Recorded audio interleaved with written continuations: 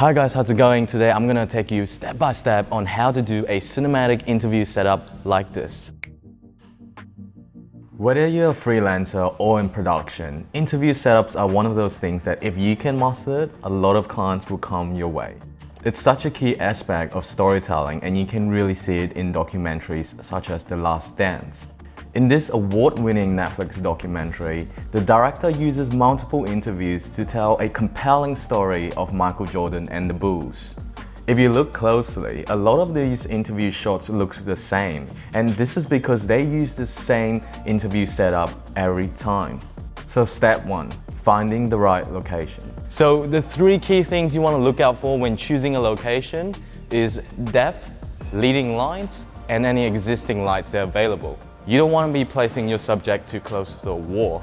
That way you're not creating any depth at all. Your shot's just going to look very bland. And for like any kind of room, the thing I'm looking out for is corners. If you place your subject in a corner, you can really find that the leading lines will draw your audience attention to the subject itself. Remember to look out for any existing lighting such as lamps and windows, as they're gonna affect your shot. Interestingly, you can really use windows to your advantage, as they often provide a nice soft light for your subject. Regarding internal lights, I would normally just turn them off because I find them often quite yellowish or too harsh. It is so much better just to use your own lights. Now step 2, composition. Now that you found your spot, set up your tripod first, because after you set up your frame and your composition, that's when you know where to bring in your lighting and where to put in your audio. One important thing to note is that when you're setting up your tripod, make sure it's eye level towards your subject.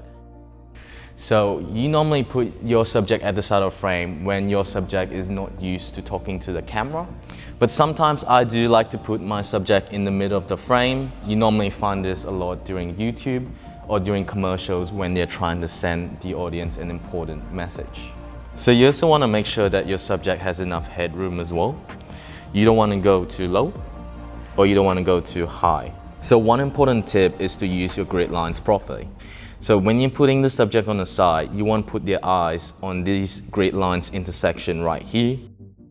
It will really help you so much in framing, as you can see it in every one of these shots where the subject is placed either on a line or right smack in the middle.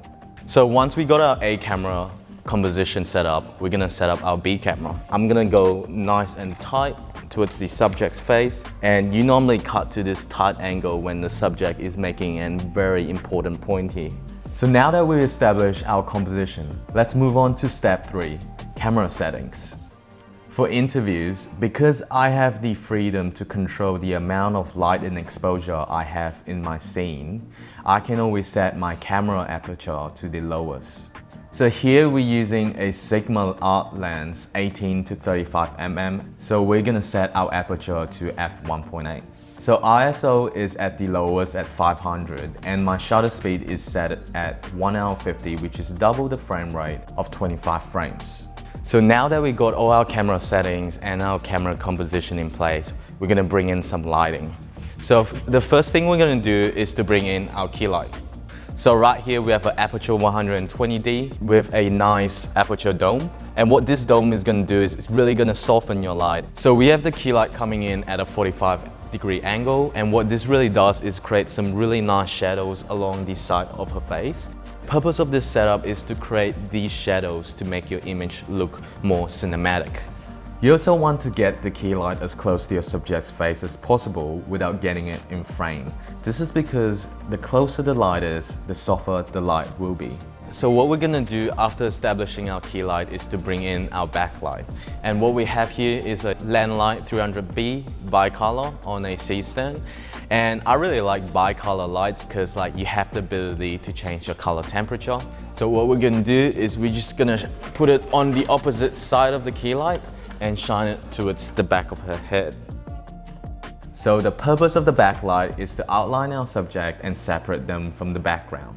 And real quick, use ambient lights and practicals if possible. They're basically residual lights that you see in the background of your shot. When it has a different color temperature, like this lamp here, it creates more of a separation between your subject and the background. The last step, and probably the most important step, is audio. I prefer using the boom mic, but if you're using the left mic, place it around the subject's chest. Don't try and hide the left mic unless you're skilled at doing so. Your interview will pretty much be a waste of time if your audio wasn't done correctly. So right here we have a Rode NTG3 mic. So what you want to do is to put the mic as close to the subject as possible. The ideal distance between the subject's mouth and the mic would be around 30 centimeters right here. And you also want to remember to keep the mic out of frame as well. So in terms of checking your levels, you basically want to keep the subject's audio between -6 and -18. You're making sure that your subject's audio is not blowing out at any point, and you're also making sure it's not getting too soft.